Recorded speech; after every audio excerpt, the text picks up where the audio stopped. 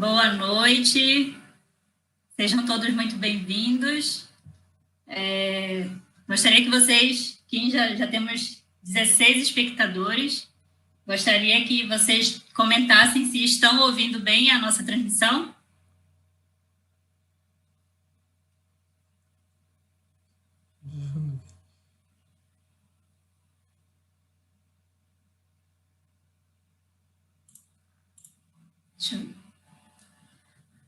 Boa noite, Lucia. Boa noite, Francisco.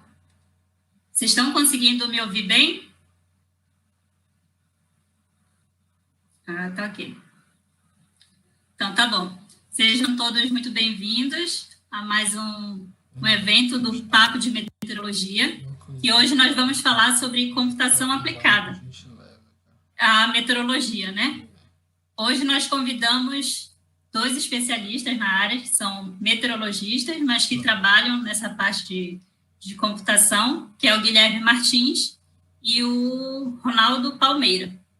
Eu vou quebrar um pouco o tabu e deixar que eles se apresentem. Vamos fazer uma coisa um pouquinho diferente dessa vez, porque a gente quer ouvir a experiência deles. Então, eu vou deixar que eles se apresentem com mais detalhes para vocês.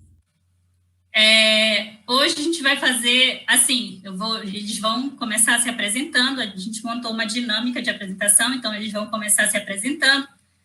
Depois o Hugo, que também está presente, o Hugo Ramos, vai me ajudar na moderação do evento. E aí nós temos algumas perguntas para os nossos convidados e também gostaríamos muito que vocês interagissem conosco. Faremos o possível para responder todas as perguntas, colocar todos os comentários de vocês também aqui para ser debatido. Então, fiquem super à vontade para comentar, para fazer perguntas, para dar sugestões. Inclusive, eu já peço para vocês que, se vocês tiverem sugestões para os nossos próximos eventos, que vocês deixem nos comentários aqui embaixo do vídeo quais temas que vocês gostariam que a gente trouxesse aqui para conversar com vocês. Então, dando início ao nosso bate-papo, sejam bem-vindos nossos convidados, Guilherme e Ronaldo, Hugo, que está na moderação. Vamos começar o bate-papo com Guilherme. Guilherme, você poderia falar um pouquinho para a gente sobre a sua experiência e sobre, primeiro, como você chegou até aqui e um pouco da sua experiência na área de computação aplicada à meteorologia. Boa noite, Guilherme. Seu microfone ainda está no mudo. Boa noite a todos. Agradeço a oportunidade de trazer esse assunto super importante, né, que é a questão da computação aplicada à meteorologia, né? Eu sou formado em meteorologia, fiz mestrado também em meteorologia e fiz o doutorado no INPE, né? E desde a época de graduação eu sempre me envolvi com essa questão da computação. Então, desde a primeira vez que eu vi os computadores, né, que eu fui bolsista de iniciação científica, quando eu vi os computadores fazendo seus cálculos, seus processamentos, eu achei aquilo muito fantástico e como tudo era feito de forma automática, né? Então, desde esse tempo, desde essa época da faculdade, eu me interessei bastante e comecei a estudar sozinho, né? Então, assim, isso me ajudou muito a chegar onde eu cheguei, né? Graças à questão da computação, estudando, pesquisando sozinho. A oportunidade que a computação me deu foi muito gratificante, porque sozinho eu tenho certeza que eu não conseguiria ter chegado onde eu cheguei.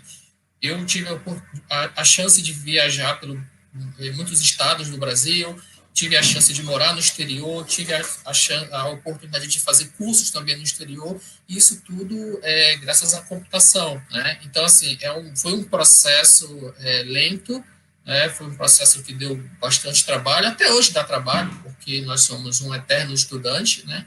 E estamos sempre aprendendo com a computação.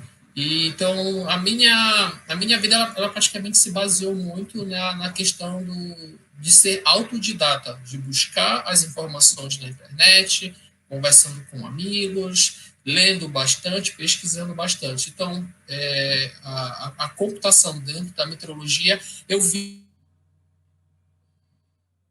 e que faltava,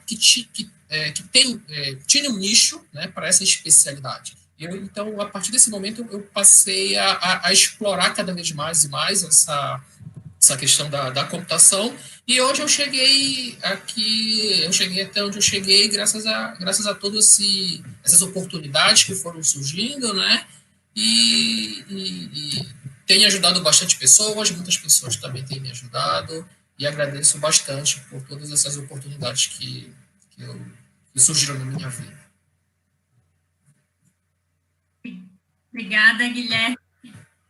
Agora eu gostaria que o Ronaldo se apresentasse para a gente. Por favor, Ronaldo.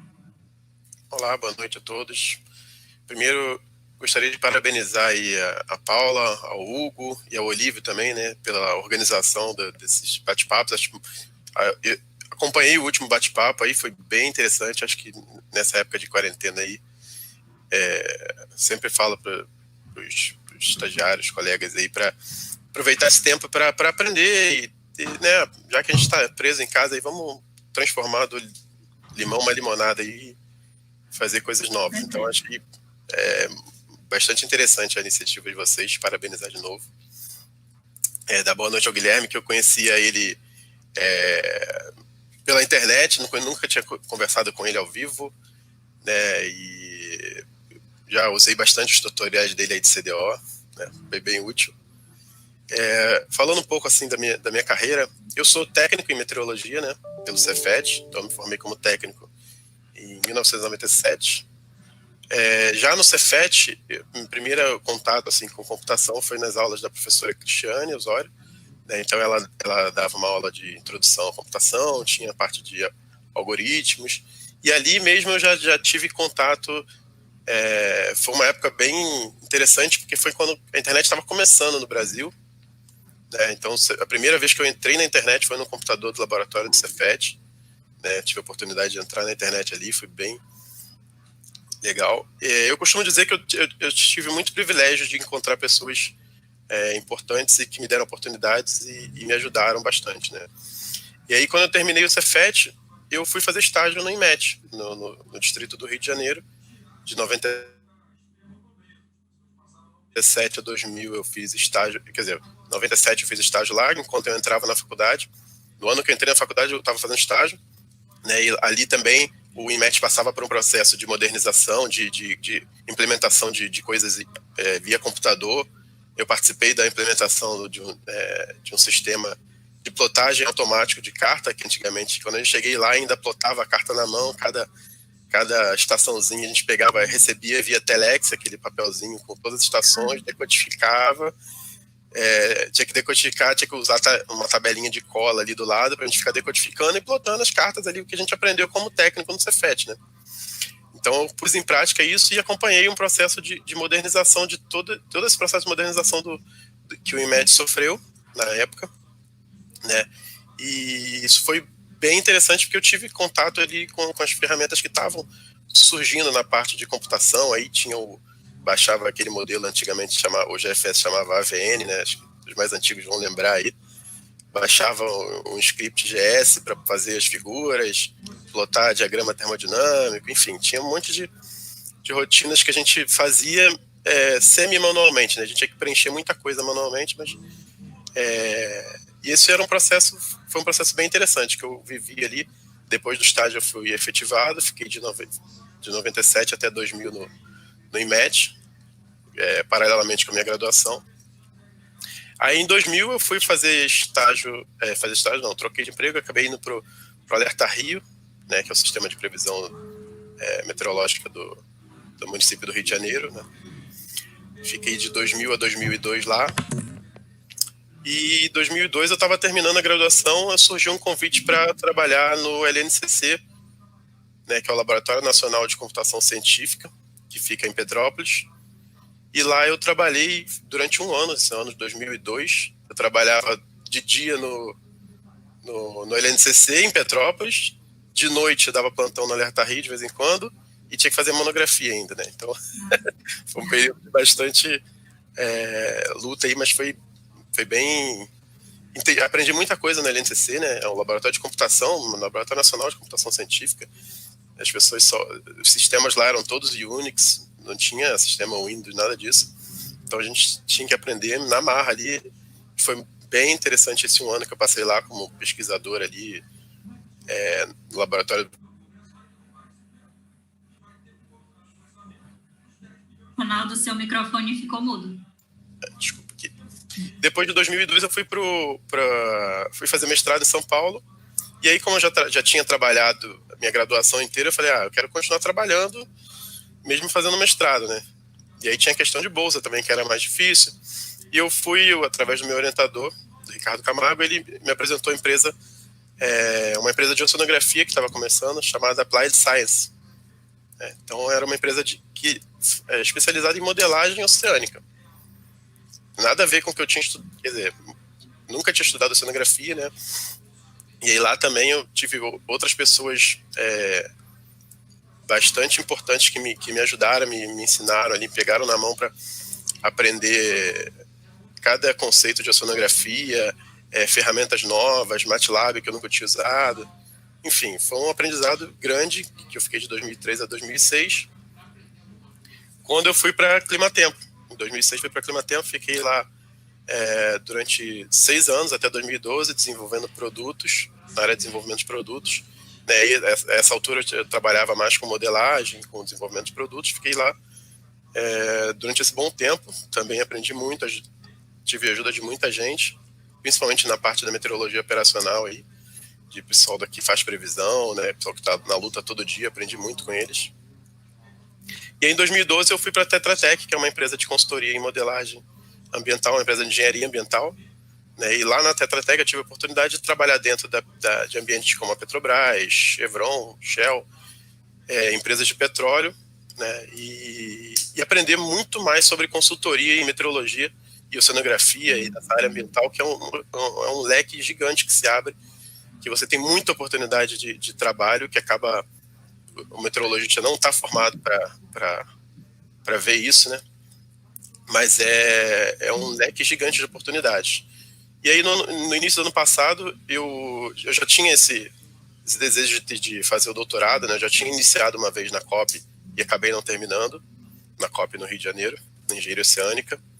E aí, em março de 2019, eu pedi uma licença no trabalho e acabei indo para fazer o doutorado na USP, né, com o Ricardo Camargo de novo, na área de interação oceano-atmosfera.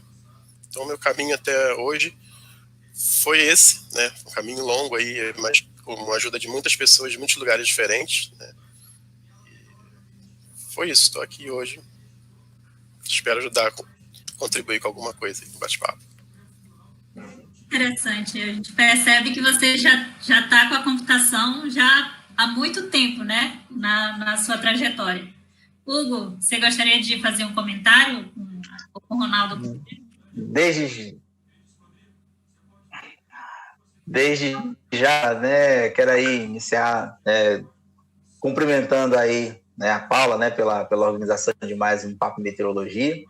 Também aí cumprimentar, né, os nossos amigos, né, convidados, né, para essa noite de hoje, né, tanto o Guilherme, né, com um caminho extenso percorrido, o Ronaldo também, né, há pouco tempo, né, já temos aí caminhado juntos aí também.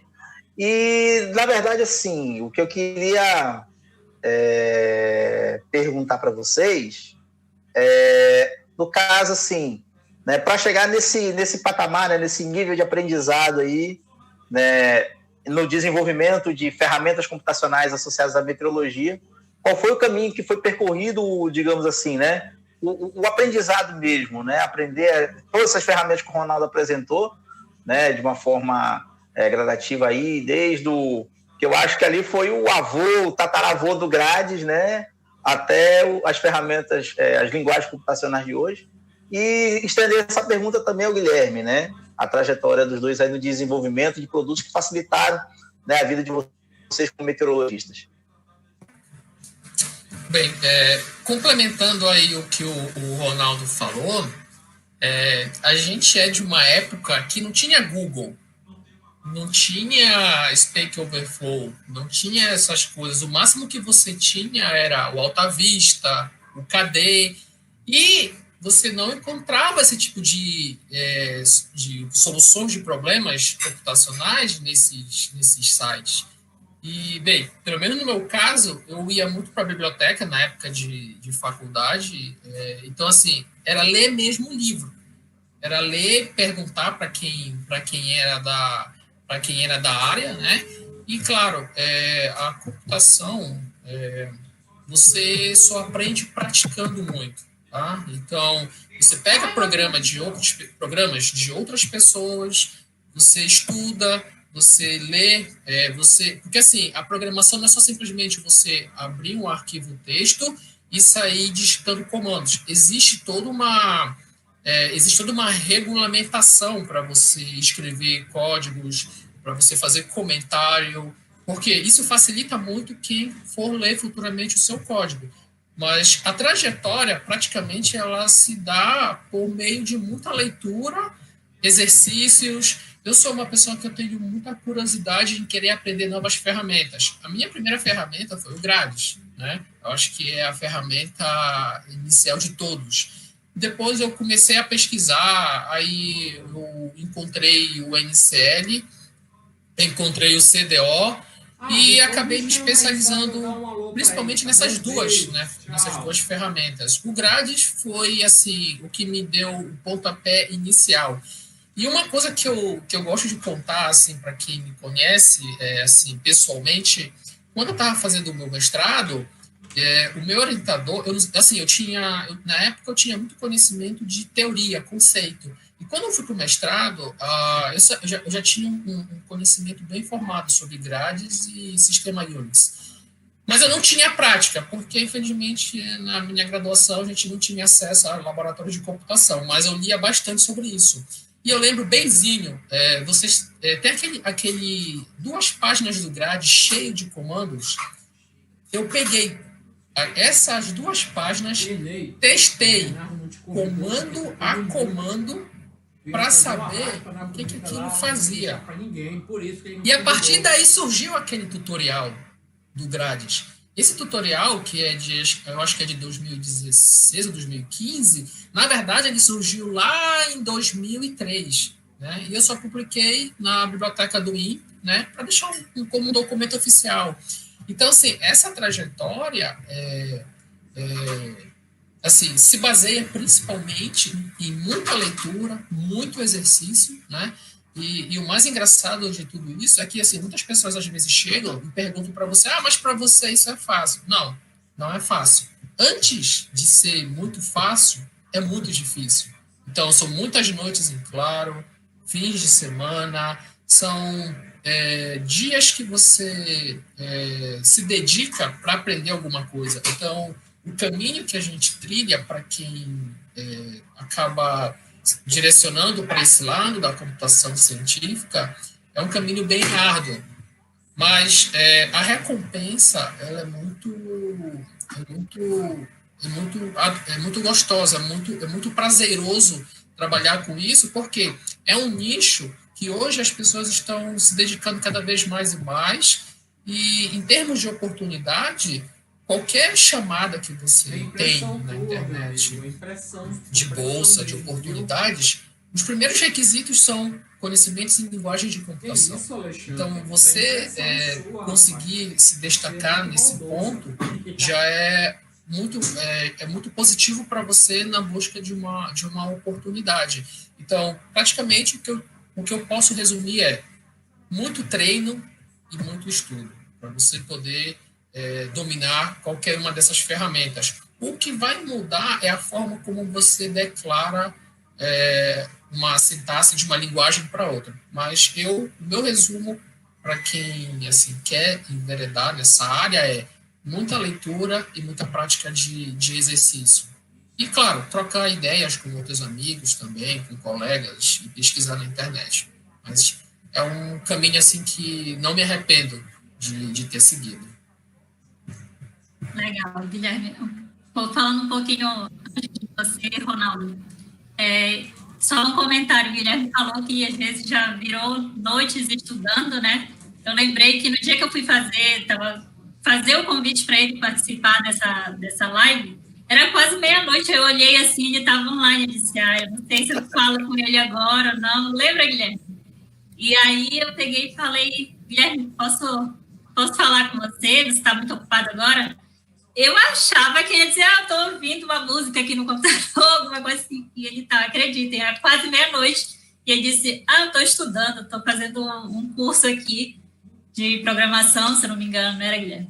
Então, de fato, é uma pessoa que realmente se dedica a aprender para chegar onde ele está. Quando se fala em computação, pelo menos aqui no INPE, eu acredito que em outros locais também, sempre é computação na meteorologia, geralmente o nome que vem é o do Guilherme, aqui no INPE, né? Agora, em outros locais, com certeza, o Ronaldo também deve estar à frente disso. Então, Ronaldo, a pergunta do Hugo também se estendia para você, por favor. Bom, o meu processo de aprendizado também é parecido com o do Guilherme, acho que é comum, mas eu destaco aqui que foi o privilégio de estar com pessoas que me ajudaram, né? Foram muitas pessoas que realmente, seja professores na faculdade, né, que tiveram paciência para explicar cada linha de código, explicar o que significava cada coisa, colegas de laboratório, isso é muito, muito legal, assim, você trocar essa ideia, colegas de empresa mesmo, né, tá do lado ali, troca uma ideia, e, cara, isso vale ouro, assim, essa parte da pandemia é ruim por conta disso, você perde um pouco esse convívio pessoal com as pessoas, de trocar essa ideia. Muitas vezes a gente fala que ideias surgem ali no cafezinho, entendeu? Ou você resolve problemas que você está há horas tentando solucionar, ali na hora do cafezinho aquela pessoa já passou por um problema parecido. Então, como eu já dizia, né, se ele viu mais longe, foi por estar no ombro de gigantes aí. Então, eu agradeço sempre as pessoas que me ajudaram, que tiveram no meu caminho aí para ajudar e ter paciência comigo, e eu retribuo isso tendo paciência com as outras pessoas também, tentando ajudar no que eu posso, entendeu? Como o Guilherme falou aí, muita gente pede alguma dica de alguma coisa, eu acabo ajudando, mesmo num tempo que às vezes você não está com tanto tempo assim.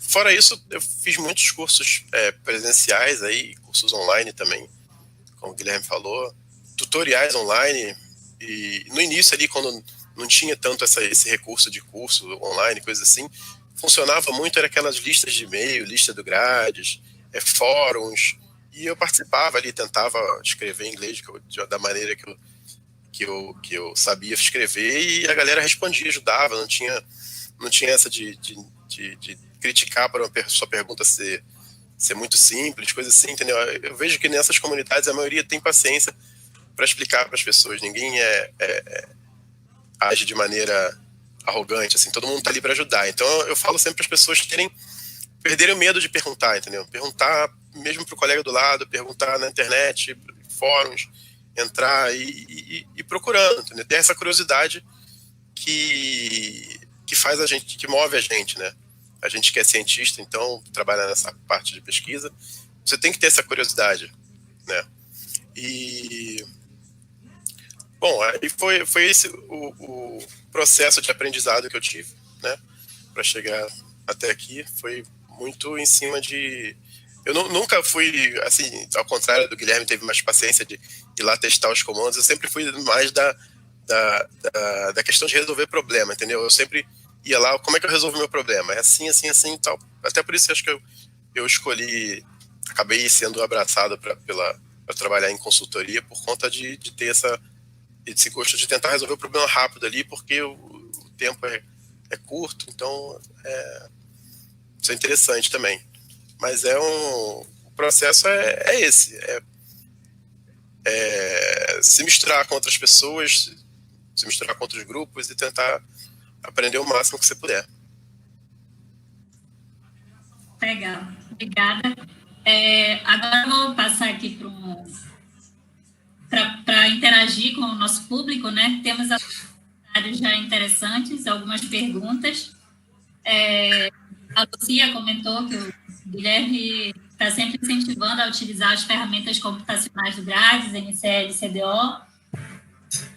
E o Perdão se eu li errado, Bernie disse que ele aprendeu muito com os tutoriais do Guilherme no projeto de iniciação científica lá em Moçambique. Que legal, obrigada pela participação. Aí temos uma provocação do Arthur Almeida para vocês. Eu gostaria de vocês falarem sobre isso. Ele colocou assim, para provocar. Dizem que no futuro os únicos meteorologistas relevantes serão os supercomputadores. Será? Qual a opinião de vocês sobre isso? Eu acho assim que depende muito da área que se pretende falar. Por exemplo, a área de meteorologia operacional, previsão do tempo.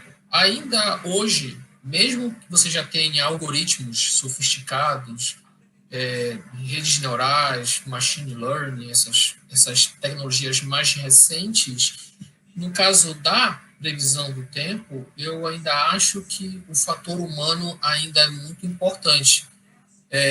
Eu acredito sim que, como muitas das profissões, a meteorologia, eu acredito que chegará um momento em que realmente as máquinas tomarão conta, mas atualmente eu ainda acredito sim que a influência humana ela ainda é muito importante, porque tem muito conhecimento ainda que somente o ser humano consegue, vamos dizer, aplicar e tomar uma decisão. Você tem ali, por exemplo, os próprios modelos, você tem as simulações, você faz uma análise para saber se aquilo fisicamente faz algum sentido e você aplica algum tipo de correção. Mas, eu assim, não saberia dizer, por exemplo, daqui a 50 anos, por exemplo, as máquinas tomariam conta, tá? Mas já existem algoritmos altamente sofisticados capazes de fazer previsões de chuva, de temperatura, com um alto grau de acurácia. Ronaldo, gostaria de fazer um comentário? Sim, eu concordo também. Eu acho que mas esse processo ele já começou, na verdade, há muito tempo atrás, né? Se for ver, na época que eu entrei para fazer estágio no IMET, existia um cargo que era de desenhista, para você ter ideia. Era uma pessoa que fazia desenho das cartas, das coisas, das ilustrações que iam para o jornal, entendeu? Fazia aquele tipo de desenho. Então, por exemplo, tinha o técnico que ficava plotando as cartas, tinha um outro operador que transmitia, codificava os dados observados no código SINOP, decodificava. Então tinha esse processo todo que era feito manualmente. Isso já foi sendo substituído. Então, hoje em dia, para você fazer uma previsão, você precisa de uma equipe muito menor do que você tinha há 10, 20 anos atrás, entendeu?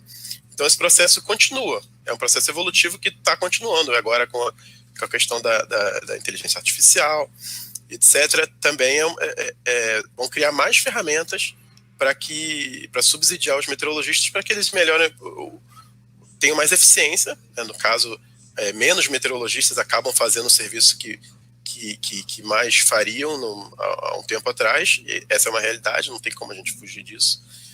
Mas também abre oportunidades para que meteorologistas que conheçam de computação, que é o tema do nosso debate aqui, porque essas ferramentas precisam de alguém para programar, entendeu? Precisa de alguém para dar manutenção, para escrever o código, para fazer toda a brincadeira acontecer e dar produtos subsidiada para o meteorologista fazer a previsão de maneira mais eficiente. Precisa de uma equipe multidisciplinar agora, né? Uma parte em computação, outra parte de meteorologista, que o meteorologista também precisa ocupar esse espaço para fazer essa preparação para que o meteorologista analista, né, vamos dizer assim, que esteja ali responsável pela previsão, faça o trabalho dele. Mas é um fato, em todas as profissões está acontecendo isso, né? E a meteorologia não vai ser diferente. Então, uma questão a gente se preparar e se adaptar aos novos tempos aí. É verdade. O Hugo já me soprou aqui que ele tem uma pergunta para fazer para vocês, mas antes disso eu vou só fazer uns comentários que colocaram aqui. O Fernando Reis mas que até venha a coincidir com o que você falou. Mas o que seria dos supercomputadores sem alguém para lhes dizer o que fazer? É exatamente o que você falou, né? Tem que ter um profissional ali por trás daquela máquina. E a Lucia comentou também que, principalmente na meteorologia operacional de Nowcast, a vigilância tem que ter a vigilância meteorológica, né? Você tem alguma coisa para comentar? Só aproveitando, né, essa questão mesmo como o Ronaldo e o Guilherme falaram agora, o Guilherme, principalmente, quando ele falou, né, que os códigos que ele começou a desenvolver começaram a partir da ideia de uma pessoa, né, o cara chegou, estudou, investiu suas horas, produziu suas informações. E uma pergunta que eu quero fazer, né, para o âmbito geral, considerando, né, todo esse investimento que vocês fizeram ao longo da carreira de vocês, e hoje, né, a gente depara com inúmeros produtos, né, principalmente voltados para a previsão de tempo, né, na internet, né, em outras plataformas, outras ferramentas. A pergunta que eu queria fazer, assim, qual a melhor forma que o usuário comum, no caso, poderia fazer para se apoderar dessas informações? Visto que elas são, né, elas passam por esse tratamento, né, por esse processo todo de transformação, né, a partir tanto dos dados de modelagem, como dos dados observacionais, como dados obtidos aí de outros tipos de sensores. Qual a melhor forma em que o nosso usuário comum, né, aquela pessoa que só quer aquela informação para decidir se vai sair de guarda-chuva ou não, possa utilizar da melhor forma possível?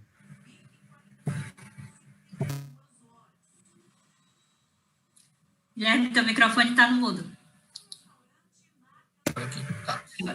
O que eu vejo é o seguinte, a gente ainda tem um problema muito sério, foi até levantado na live anterior, sobre essa questão da comunicação, né? A gente ainda tem um problema muito sério de sair um pouco desse meio acadêmico para traduzir essa informação da forma mais simples. De que forma? Seja em forma de tabelas, seja em forma gráfica, e a gente precisa urgentemente fazer essa tradução de forma mais simples possível, porque você acaba dando margem para nada contra que outros profissionais venham e consigam transmitir de forma mais simples possível. Por exemplo, o que é uma unidade de precipitação? O que significa 1 milímetro? Então, a gente ouve muito falar, choveu, teve uma quantidade de 20 milímetros de chuva, mas o que isso significa? Tá? Então, traduzir esse tipo de informação, seja, como eu falei, por meio de tabelas, mapas, infográficos, trazer mais a população para o lado da academia. O INPE tem alguns projetos de ciência nas escolas, cujo objetivo é justamente esse, aproximar o pessoal do ensino fundamental do ensino médio para saber o que existe, no caso em particular, o que o INPE faz e quais são as diferentes áreas dentro do INPE. E tudo isso é feito de uma forma super lúdica.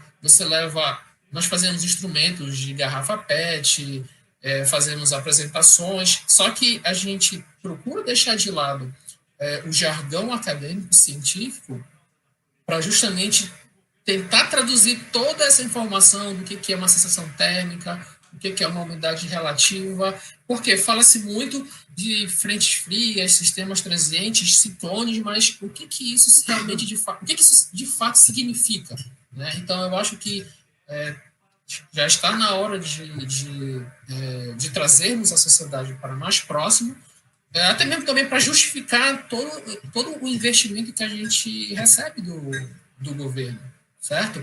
Então, essa aproximação hoje, para mim, é super importante. Dentro do programa Queimadas, do INPE, que é onde eu trabalho, todos os produtos eles são voltados para para uso da população em geral, seja jornalistas, seja o meio acadêmico, seja pessoas que trabalham no combate aos incêndios florestais.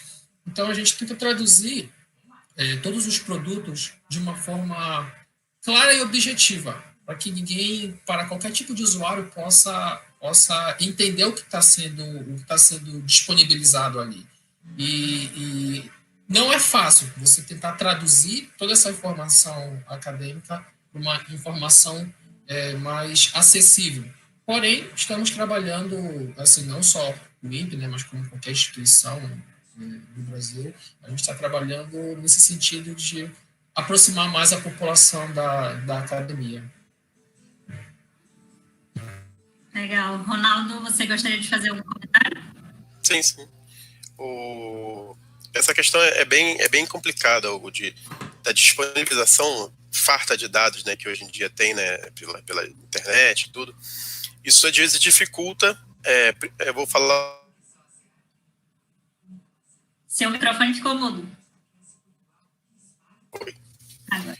Vou falar um pouco do lado do que eu sempre atuei na parte de consultoria, né? Então, muitas vezes você contrata um meteorologista, né? Mas às vezes comparam o serviço com o que é prestado de maneira, vamos dizer assim, de graça pela internet, né? Quando você entra em qualquer site e recebe a previsão lá naquele site. Então, é sempre um desafio você mostrar, primeiro, que você precisa dar uma atenção especial para o cliente, né, para quem é o consumidor da informação, e segundo, você precisa demonstrar que a sua informação é diferente daquilo que ele pode pegar no aplicativo. Hoje em dia, no celular, ele baixa um aplicativo desses com mapas lindos que tem, né, com vetores curvos que você consegue visualizar de maneira incrível. Mas aquela informação, para as pessoas entenderem que aquela informação ali é de um modelo global, de uma resolução que não tem nenhum tratamento, nenhuma pessoa interpretando aquele resultado, é um pouco difícil, entendeu? Mas você precisa explicar toda essa problemática para eles. Vou até contar uma história rápida aqui, que aconteceu quando eu estava na Climatempo, né? A gente prestava um serviço na época da construção do centro de pesquisa do SEMPES, na Petrobras. Era uma expansão do SEMPES, que eu até via trabalhar lá posteriormente, dentro desse centro. E esse centro ele é todo revestido com partes metálicas. E durante a construção, o SMS da Petrobras, que era contratante, disse que precisava ter um sistema de monitoramento e previsão do tempo, porque tinha risco de ter tempestade eletromagnética e raio cair ali no campo de obra, e as pessoas estão todas próximas à parte metálica, a estrutura metálica do prédio, e era um problema sério. E aí, ok, contrataram a Climatempo e vamos lá fazer o serviço. E aí o serviço começou a ser feito, porém, acho que talvez tenha faltado uma comunicação inicial durante esse processo, que haviam um excesso de alarmes falsos, digamos assim, né? E aí o que acontecia? A gente nunca tinha escutado essa história pessoalmente, mas o engenheiro chamou lá para conversar e eu acabei indo lá, o engenheiro da chefe do campo da área lá de obra. Ele chegou nervoso porque eles estavam parando a equipe dia sim, dia não, por conta de avisos de tempestade, e que cada parada que eles tinham que fazer, as pessoas que estavam penduradas lá, parafusando, ou fazendo qualquer processo lá no alto, eles ficavam como alpinistas lá pendurados. Ele demorava pelo menos meia hora para ele se desconectar e descer do lugar, entendeu? Tirar todas as ferramentas com segurança. E para ele voltar de novo, se desse uma parada às 2 da tarde, acabou o serviço, entendeu? Ele não voltava mais para subir de novo e fazer serviço de novo.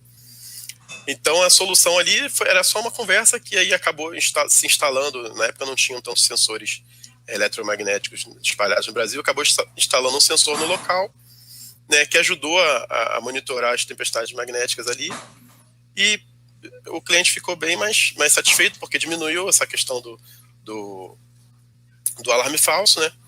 E aí, quer dizer, a questão foi resolvida ali, mas é uma questão que precisa sempre saber quem está consumindo informação e ouvir o que a pessoa tem para falar, qual o problema que ele tem, para que ele não recorra a essas soluções de internet aí que a gente tem aos montes, aos milhões, e ele prefira sempre ele dê preferência a um serviço com meteorologistas, com pessoas que estão analisando, estão vendo dado, entendeu? Então, você precisa ter sempre esse ouvido aí para tratar essa informação, escutar o que a pessoa precisa e fornecer realmente o que ela precisa, uma informação que vai contribuir para o trabalho dela, entendeu? Porque informação como a previsão, com as nuvenzinhas e tal, com aquele tipo de informação que tem nos aplicativos, qualquer aplicativo dá, entendeu? Eu não preciso pagar por isso, os clientes dizem, entendeu? Então é isso. Então eu acho que o desafio é mostrar para o cliente que a informação meteorológica tem mais valor do que essa disponível na internet de maneira gratuita. Verdade. Legal. Hugo?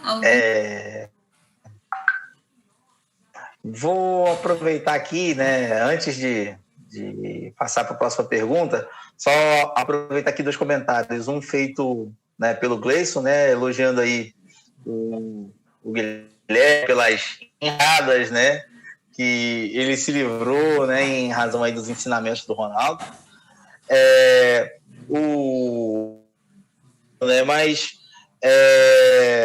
que seria dos supercomputadores, né, se não tivesse ninguém para construí-lo, né? E também aí uma pergunta, né, vinda do público, que o Guilherme falou até um pouquinho, mas o quanto o machine learning pode ser aplicado para meteorologia? Na verdade, a pergunta é para os dois, né? Mas como o Guilherme deu uma pequena introduzida, né, já ele pode começar a responder. Eu não tenho experiência com essas novas tecnologias de machine learning, mas assim, o que eu tenho visto os pesquisadores têm utilizado bastante para esse aprendizado de máquina, justamente para prever, que é a grande cereja do bolo, né? Saber quando vai chover e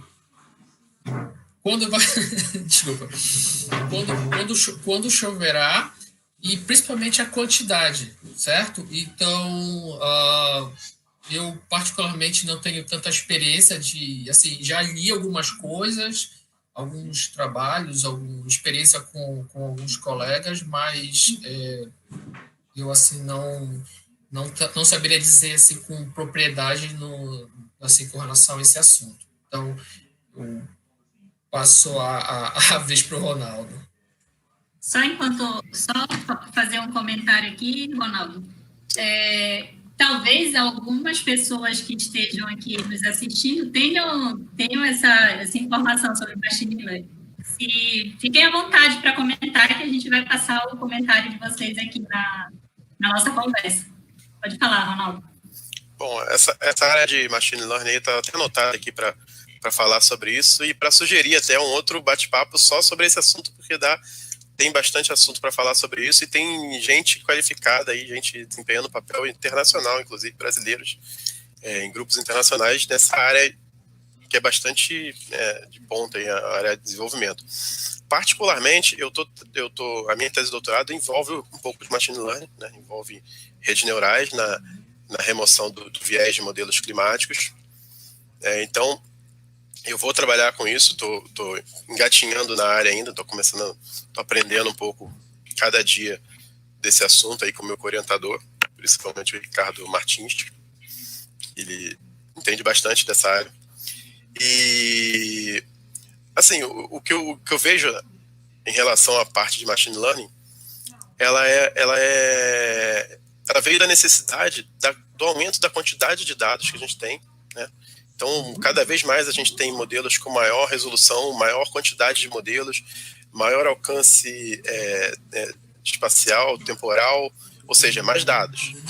Você tem mais ensembles, mais conjuntos, mais dados. Você tem satélites mais modernos, resolução maior, mais canais, mais dados. Você tem ferramentas. Aí você precisa de ferramentas para poder tratar esse dado, porque não tem como meteorologistas ou seres humanos normais darem conta de tanta informação, processar E aí você precisa desenvolver essas ferramentas. E as ferramentas de inteligência artificial, de machine learning, ajudam bastante, né, nesse processamento, tanto na análise desses dados, né, você tem técnicas de clusterização, análise espacial, enfim, tem N técnicas que você pode usar, quanto na parte de previsão, ou seja, você tem multimodelos hoje em dia, e você precisa de alguma ferramenta que te ajude a escolher quais os melhores modelos, entendeu? Não dá para você ficar só com o feeling de qual é o melhor modelo, porque os modelos estão se atualizando. O GFS ano passado, por exemplo, foi atualizado. O SMWF vai ser atualizado, acho que esse ano ou no próximo ano. Então, cada vez os modelos, mesmo os globais, estão sendo atualizados. O GFS mudou completamente, ele é um modelo completamente diferente do que era. Então, se tinha pessoas treinadas ali subjetivamente para identificar quando o modelo superestimava, subestimava, acaba esse treinamento sendo por água abaixo. Então, você precisa de técnicas mais modernas que sejam que você consiga reprocessar tudo novamente, rapidamente. Porque a informação acho que é um ponto positivo e negativo da sociedade moderna, é a quantidade de informação que a gente tem. Então, a gente precisa desenvolver técnicas para processar isso. Então, essa inteligência artificial vem dessa necessidade. Legal. E, pelo visto, assim, como o próprio Ronaldo, como o Guilherme falou e o Ronaldo agora, né? Se for falar só de machine learning, mas só que aí vai dar umas 3 horas de live, porque o assunto ele é muito interessante, muito consistente, e é uma coisa que a gente vê para o futuro. Mas, assim, é uma pergunta até meio simples que eu vou fazer, é justamente isso, né? A gente, né, profissionais aí já de uma certa bagagem, vamos dizer assim, principalmente vocês, né, que tem um elemento a mais aí, né, com conhecimentos um pouco mais avançados em computação, a gente queria mais ou menos saber, né, em razão justamente dessa grande busca de profissionais de se aperfeiçoarem nessa parte computacional, como é que funciona, digamos assim, qual é o ganho, né, a valorização do profissional e também a valoração, né? Haja vista que muitos profissionais pegam essas técnicas e, principalmente, né, na iniciativa privada, você tem que transformar em produtos e esses produtos têm um custo, né? O impacto, digamos assim, né, desse ganho de aprendizado ali e na rua, digamos assim, um preço médio de um trabalho de consultoria ou até mesmo de uma ação de um produto simples ali, né, para poder solucionar um problema, né, para a vida da população. Né? Queria que vocês fizessem aí um comentário basicamente sobre isso. Esse comentário muito pertinente, Hugo. Eu acho que é muito importante também trazer isso aí como um grande debate. Só para deixar claro, que acho que no começo a gente acabou não deixando isso muito óbvio, muito claro, perdão. Eu estou trazendo a minha experiência aqui dentro das instituições e universidades, que é o meu local de trabalho. O Ronaldo, por sua vez, ele está trazendo toda essa experiência dele aqui já da iniciativa privada, né? Então, isso aí era só esse ponto que eu queria comentar, que a gente acabou esquecendo de comentar sobre isso. Com relação à sua pergunta, Hugo, você construir um profissional, independente da formação dele, custa caro. Custa caro no seguinte aspecto, no que diz respeito a tempo que você dedica para você aprender uma determinada técnica, uma determinada ferramenta.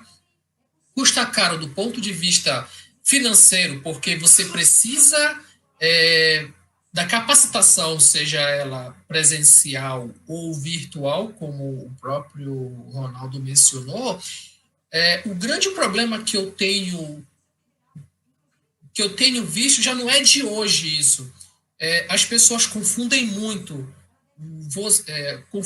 o profissional como eu posso dizer, confundem muito o papel do profissional e do amigo, certo? Então, você valorizar e principalmente valorar a mão de obra é importante, porque isso estimula, isso faz com que você se interesse cada vez mais em se aperfeiçoar numa ferramenta, porque você ajudará outras pessoas e, ao mesmo tempo, você encontrará vamos assim dizer, um trabalho que provavelmente precisará de um profissional com essa qualificação. Só que eu vejo assim que as pessoas, eu não sei se isso é por falta do tipo de comunicação, que nós não sabemos nos comunicar de uma forma adequada, mas as pessoas, eu recebo, por exemplo, muitos e-mails de pessoas, assim, dos mais variados tipos, pessoas que não explicam o que querem, só perguntam diretamente se eu não tenho um programa para resolver isso, e assim como aquelas pessoas que explicam o que querem, né? Só que assim, elas não deixam exatamente claro o que elas querem exatamente fazer com aquilo. Então, isso é muito importante deixar muito claro. E eu não vejo problema nenhum em você contratar um profissional, seja da área de sinótica, seja da área da climatologia, seja da modelagem, seja um especialista em computação científica. Eu sempre procurei ter muito cuidado com isso, de sempre valorizar o meu colega.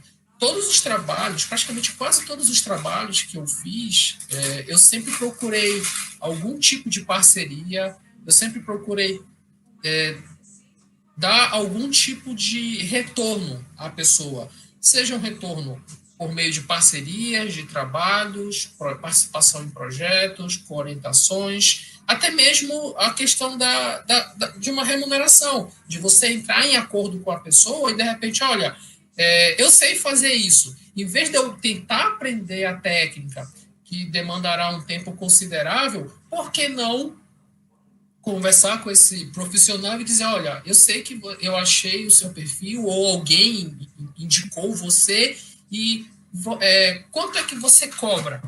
Como é que você trabalha? Qual é o seu sistema como é que você agrega valor ao seu trabalho? Recentemente, eu recebi uma proposta que me indicaram. Eu nem conhecia a pessoa, era para uma empresa, para trabalhar com manipulação de dados. Não peguei, acabei declinando a oportunidade porque eu estava cheio de trabalho para fazer. Então, eu vejo muito isso, essa falta de percepção das pessoas, de acharem que você é do suporte, tá? E que você precisa estar sempre disponível para resolver o problema para aquela pessoa. Eu acho que você pode, sim, conversar com a pessoa, tá? E dizer, olha, eu tenho algum tipo de moeda de troca, vamos negociar. Você tem a sua mão de obra que vale tanto e eu tenho algo que vale também tanto, então vamos fazer uma troca, sabe? Então, assim, às vezes isso acaba extrapolando porque as pessoas querem um resultado imediato e muitas pessoas não se dão conta que, dependendo da complexidade do problema, isso demanda um tempo para ser resolvido. E nem sempre você pode parar suas atividades para resolver o problema da pessoa.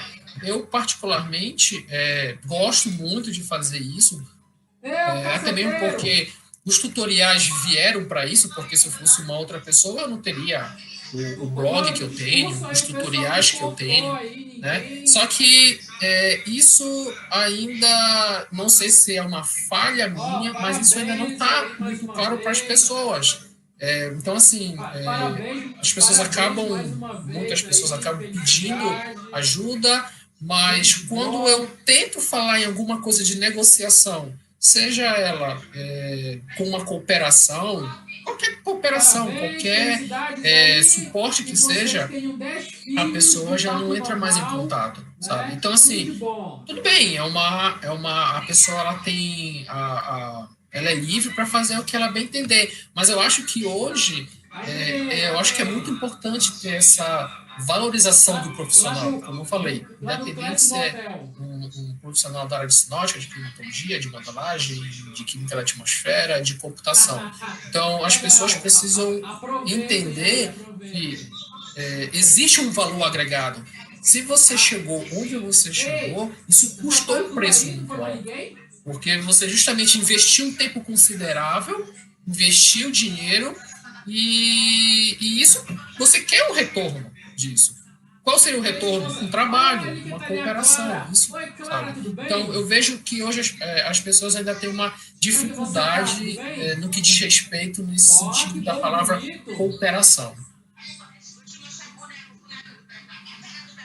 Legal. Você quer fazer algum comentário? Não, esse boneco tá muito bonito. Eu concordo com o Guilherme aí, no ponto que ele coloca dessa questão, mas eu acho que é um ponto que precisa ser trabalhado com os meteorologistas em geral, entendeu? É saber precificar as coisas, né? É um desafio, porque ninguém é treinado para isso. Né? E o segundo ponto, que eu acho que provavelmente deve ser, eu não tenho certeza, mas que é o ponto que o Guilherme está falando aí, a questão é porque acaba que ele trabalha no órgão público, né? Então as pessoas acham que o serviço dele tá tudo ali, né?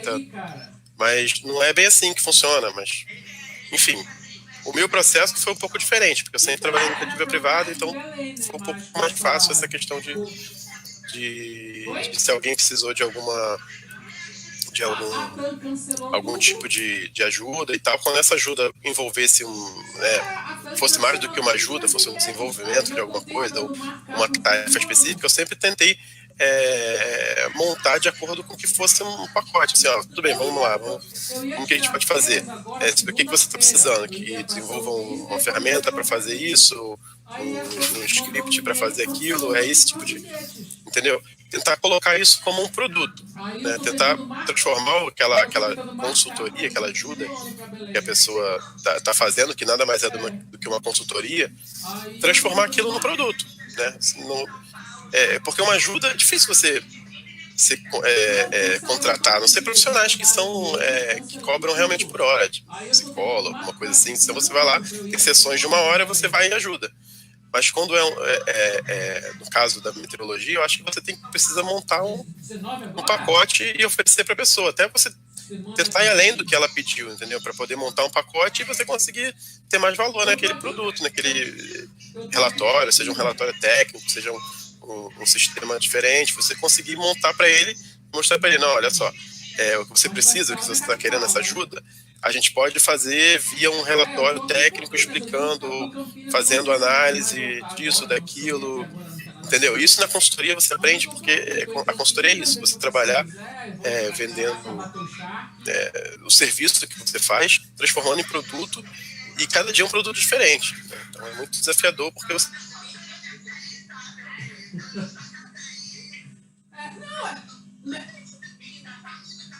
Ficou no mudo aqui, desculpa. Então você precisa buscar informações que você nunca trabalhou antes e montar aquilo de uma forma que seja um produto que agregue valor para aquela pessoa que está pedindo, entendeu? E aí a pessoa vai ficar mais feliz ainda, vai falar assim, ó, legal, então para um produto eu vou pagar, entendeu? Porque é diferente de uma consulta, assim, consulta como se fosse um médico, aquela hora, entendeu? Eu acho que sempre o ideal é esse, você tentar montar um pacote que seja um produto. Eu posso fazer isso como um produto para você está interessado, entendeu? Então acho que esse é um desafio para o meteorologista. Quero aproveitar. Pode falar. Não? Quero só aproveitar aqui, né, deixar um abraço para a galera aqui nos comentários no YouTube, né, o Rodrigo Menezes, o Carlos Paes, Ingrid Peixoto, Rodrigo Costa, o Kleber Ataíde, né, do Instituto Nacional de Meteorologia, que também desenvolve aí, está iniciando o desenvolvimento de realidade aumentada da meteorologia, né, uma nova aplicação aí, uma nova ferramenta, né, algumas soluções em realidade aumentada, né, para poder, digamos assim, transmitir uma forma, né, utilizando gráficos computacionais. E eu queria começar com uma pergunta que foi feita pelo Dionísio Cândido, né, que ele queria construir, na verdade, né, um modelo regional de previsão de seca. E quais seriam as variáveis que ele poderia utilizar, né, associar na construção desse modelo para poder ter mais precisão?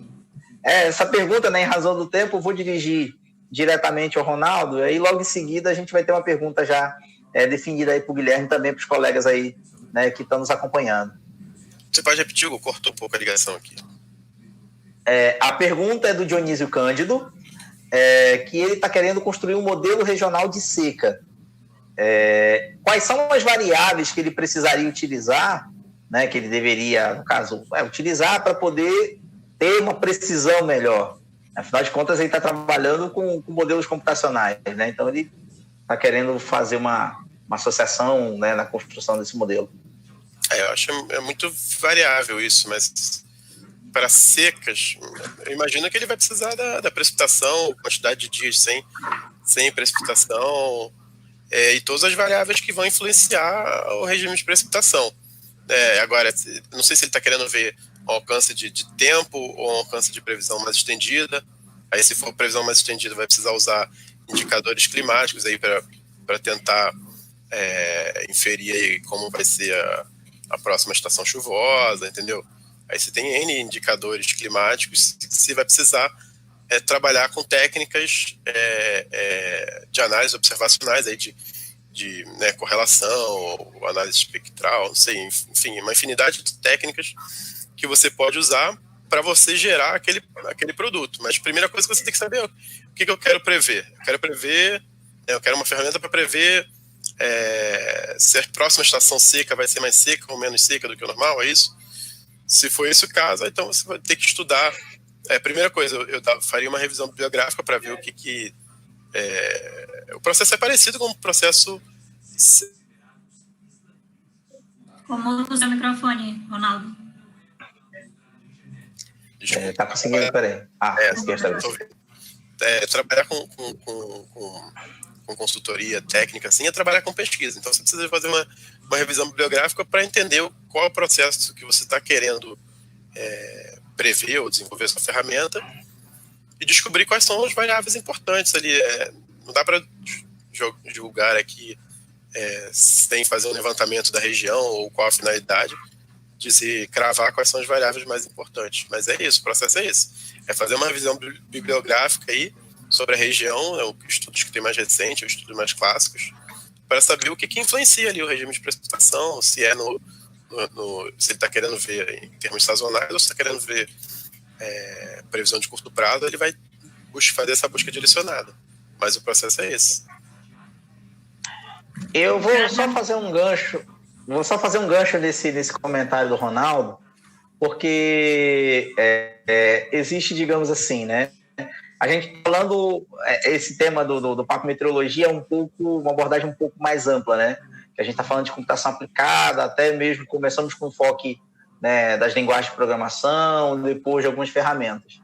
Nesse caso, como a gente, né, trabalha operacionalmente, a gente sabe o padrão computacional no modelo de previsão meteorológica, né, para finalidade de vigilância, ou até mesmo para o dia a dia, né? Se vai chover ou se não vai chover, o quanto vai chover, a temperatura máxima e mínima, né, a partir do conjunto de equações, né, dos parâmetros, né, que cada modelo computacional tem, né, de previsão aí, da explicação, né, de acordo, né, como falei na live passada, né, de acordo com as equações da atmosfera, né, já desenvolvemos aí muitos modelos computacionais. A questão da previsão de clima, né, porque a seca ela é um fenômeno de ordem climática, né? A seca ela é o principal fenômeno meteorológico que ocorre no Brasil. É muito difícil você definir o início da seca, porque estudos, pesquisas, né, a revisão bibliográfica que o Ronaldo está falando, fala que existe, digamos assim, alguns tipos de seca. Eu posso falar até da minha experiência, né, do último ano, em que o Espírito Santo ingressou no monitor de secas da Agência Nacional de Águas. Eu sei que a Ana Paula está envolvida aí, né, no nos estudos aí de desastres climáticos do CEMADEM, e um dos produtos que são apresentados no site do CEMADEM também tem a parte aí de projeções de seca. Então, a gente sabe muito bem, né, que para poder desenvolver um modelo de seca, de previsão de seca, ela não é uma coisa totalmente fácil. E justamente por essa questão da determinação, porque você vai ter que associar com os dados já observados, né, com os dados de precipitação, número de dias sem chuva, você tem que conhecer o padrão climatológico daquela região, né, porque você, por exemplo, agora a gente está no meio do ano. Aqui na região sudeste é quando se começa o período seco. Na região nordeste, as chuvas começam a diminuir agora. A gente está praticamente ali, né, na transição ali do final do período chuvoso para o período seco. Na região amazônica, tem um padrão climatológico, né, anual de precipitação. Na região sul do Brasil, que sofreu agora e está sofrendo, né, com a estiagem prolongada, de um outro nível, né? A seca lá tá. Então, assim, cada tipo climático ele se associa a uma resposta. Então, para você ter um modelo de seca de maior precisão, você justamente tem que conhecer a região que você vai trabalhar, saber quais são as informações básicas e escolher os indicadores de seca adequados para aquilo ali. Só para depois você implementar a modelagem computacional, né? Haja vista que o desenvolvimento dos modelos tem diminuído ainda o erro, né? O viés, porém ainda existe. Então, se esse resultado dessa projeção ele não for, digamos assim, uma projeção muito fidedigna, né? Às vezes o teu prognóstico de uma seca extrema, grave, ela pode, né, ser observada com um excedente, né, uma disponibilidade hídrica maior, e vice-versa. Então, acho que é só esse comentário que eu queria deixar nesse tempo aí e apontar para a Paula aí, né, que ela tem uma pergunta aí dessa mulher. Tem algumas perguntas aqui do público, mas eu só quero aproveitar o gancho que você falou aí lá do CEMADEM. Uma coisa que aproveitar esse espaço para divulgar também, que mensalmente nós temos uma reunião de impactos. A gente faz a análise dos impactos dos desastres que ocorreram no mês anterior e fazemos alguns prognósticos para o período seguinte. Essa reunião vai acontecer amanhã, às 2h30. Quem tiver interesse, deixa um comentário que aí eu disponibilizo o link para vocês acessarem. Mas todo mês nós temos essa reunião. E aí, ainda falando de secas e inundações, o Gleison Chagas comentou aqui que secas e inundações é um tema interessantíssimo e sugeriu isso para nossos próximos bate-papos. Já está anotado aqui, Gleison, para nossos próximos bate-papos. Isso é muito legal, porque a gente quer trazer assuntos que sejam do interesse de vocês também.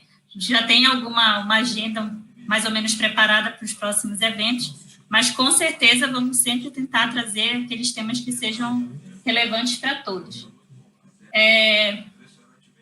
Temos uma última pergunta, já estamos a 8 minutos passando do nosso horário que nós programamos, mas eu tenho uma pergunta para o Guilherme. Guilherme, quais as perspectivas futuras para a computação aplicada à meteorologia? Seu microfone está no mudo.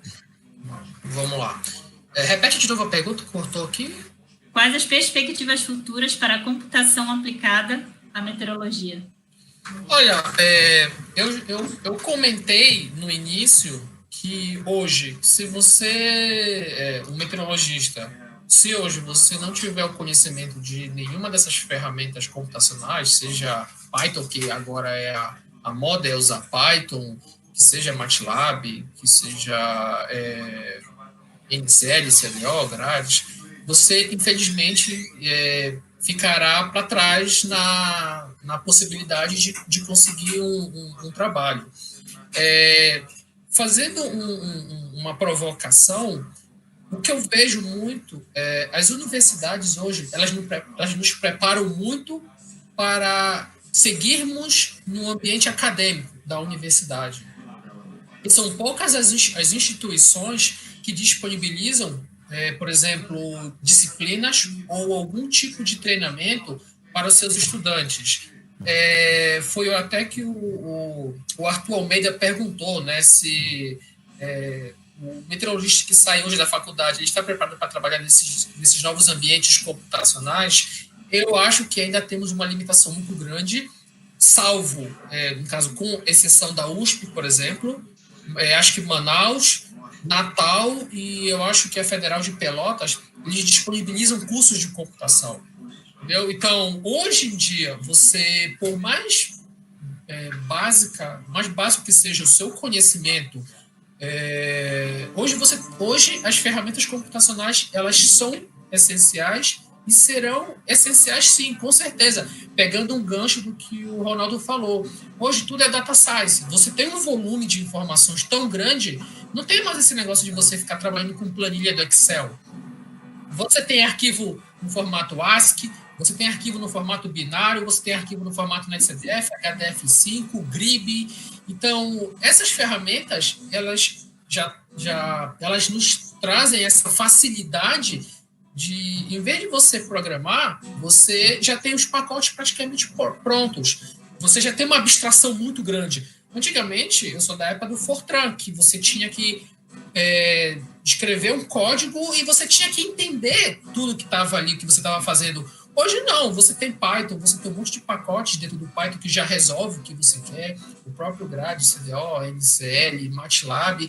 Então, isso ajuda muito. Então, você que já tem, as pessoas que estão seguindo por esse caminho da computação científica, é importante. Mesmo se você não gosta, eu particularmente, com a minha experiência que eu já tenho desde 2003, se você não gosta dessa área, eu acho que você escolheu um curso errado, porque hoje meteorologia, mesmo os meteorologistas operacionais, eles já são, querendo ou não, forçados a trabalhar com ter algum tipo de conhecimento dessas ferramentas computacionais. Então, essas ferramentas, sim, são importantes e cada vez mais e mais nós estamos fazendo uso delas. Isso mesmo. Obrigada, Guilherme. Já estamos finalizando nossa conversa, mas ainda temos alguns comentários aqui. O Fernando Reis falou: o meteorologista não pode se esquivar de conhecer a computação. Não pode ser apenas a pessoa que pense e depende de um técnico para implementar suas ideias. Mais ou menos isso vai de acordo com o que a gente estava comentando aqui, né? Sim, é isso aí. Só complementando o que o Guilherme falou aí da questão do meteorologista moderno e das perspectivas futuras, realmente existe essa área que a meteorologia precisa ocupar, que demanda de uma especialização mais em computação, esse é fato. Mas existe uma outra área também para os meteorologistas que gostam, que tem uma aptidão maior com comunicação, com a parte analítica da previsão, que é trabalhar com mídia, entendeu? Que a gente realmente não tem esse espaço aqui no Brasil, salvo raras exceções aí, né, nas TVs, a maioria são jornalistas apresentando a previsão, enquanto em outros países são meteorologistas fazendo essa parte de mídia. A gente teve aqui um exemplo de sucesso que foi a Laura Ferreira, que estava na Band, né? Seu microfone ficou mudo, Ronaldo. Tá ficando mudo toda hora aqui, desculpa. Então ela ocupou um espaço enorme dentro da mídia, e esse espaço o meteorologista precisa ocupar também, entendeu? Ela acabou virando praticamente uma jornalista, atuando na meteorologia e em outras áreas dentro do jornalismo também, entendeu? Então o meteorologista tem esse espaço também, os que não têm tanta aptidão ou não gostam dessa área de computação, se ele tiver um treinamento realmente ou gostar dessa área de comunicação, existe esse campo que para mim também é promissor nos próximos anos. Eu acho que as TVs vão demandar de pessoas especializadas para falar de meteorologia, né, para ocupar esse espaço.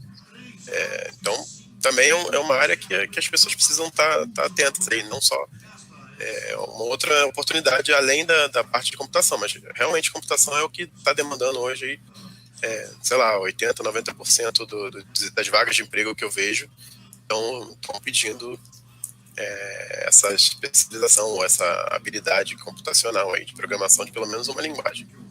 É isso. Legal, obrigada, Ronaldo. Só para finalizar, gostaria de agradecer a participação de algumas pessoas que não são da área da meteorologia, mas são da área da computação. Mário Santos, que comentou já desde o início com a gente. O Evandro Paz, que também é da área da computação. E para a gente trazer esse nosso evento, como eu sempre reforço, não é só para meteorologistas, é para a comunidade toda saber um pouco mais sobre o nosso trabalho, né? E aí teve a oportunidade deles participarem e ver um pouquinho da parte computacional aplicada na ciência que a gente desenvolve, né? Então, eu gostaria de agradecer a participação de todos, reforçar que eu deixei o contato dos nossos convidados aqui embaixo do vídeo, tá? Tanto o contato do Guilherme quanto o contato do Ronaldo, para caso queiram ter um contato posterior com eles. Já convido vocês para daqui a 15 dias participarem do nosso próximo evento, que a gente vai trazer a ideia para o próximo evento é trazer um pouco a comunicação entre a meteorologia. Muitas vezes acontece do meteorologista querer falar uma coisa e a jornalismo, a população acaba entendendo de uma forma diferente. Então, esse é um tema assim, que a gente gostaria muito da participação de todos, inclusive de não meteorologistas, porque a gente pode ser que para a gente seja uma coisa que está sendo muito clara, mas para as pessoas de fora, jornalistas, pessoas que atuam na área de comunicação, não esteja sendo tão claro. O Hugo é um exemplo que trabalha na parte operacional, deve saber bem do que é que eu estou falando, né? De falar uma coisa e quando você vai ver, as pessoas entenderam de outra forma. Então, daqui a 15 dias, nós estamos preparando esse próximo evento. Gostaria de agradecer a participação de todos, o Ronaldo, o Guilherme, o Hugo, se quiserem falar mais alguma coisa. Tá, eu queria só deixar uma mensagem, né, para todos, que antes de ser fácil, tudo é muito difícil.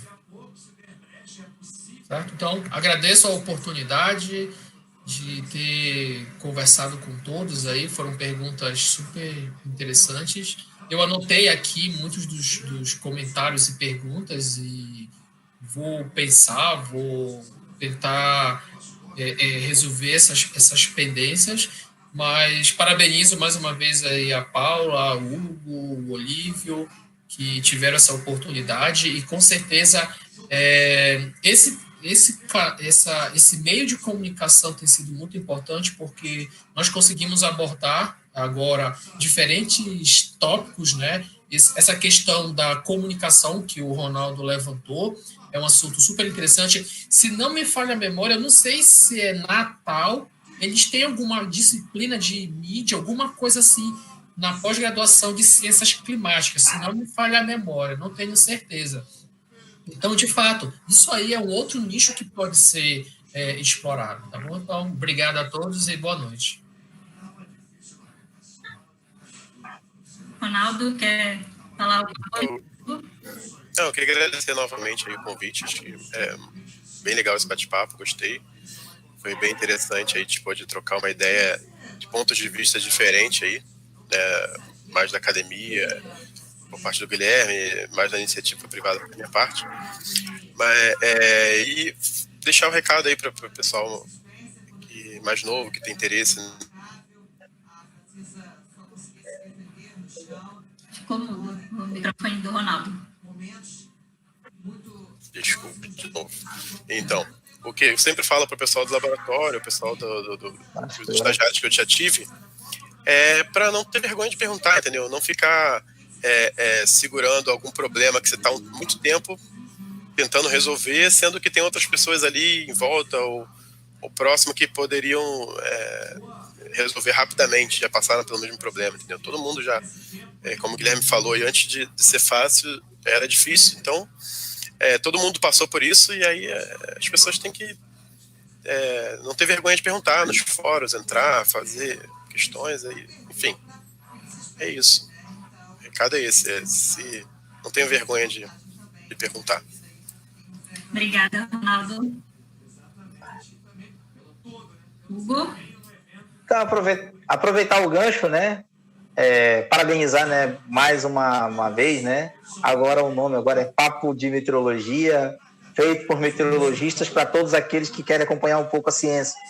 E desde já, né, reforçar o convite aí para daqui a 15 dias a gente falar aí sobre o tema de computação, né, em meteorologia, porque de comunicação, perdão, porque esse tema mesmo é um tema super debatido, é um tema que hoje, né, ainda encontra, digamos assim, alguns galos, porque, como o Ron falou, né, são profissionais das outras áreas que, às vezes, eles até, digamos assim, eles têm vontade, né, de procurar os meteorologistas para poder conversar da melhor forma para as pessoas, da mesma forma como, né, os meninos da computação aqui traduzem, né, todas aquelas equações físicas, matemáticas para dentro dos computadores, né, a gente vai traduzir sobre os movimentos da atmosfera para as pessoas.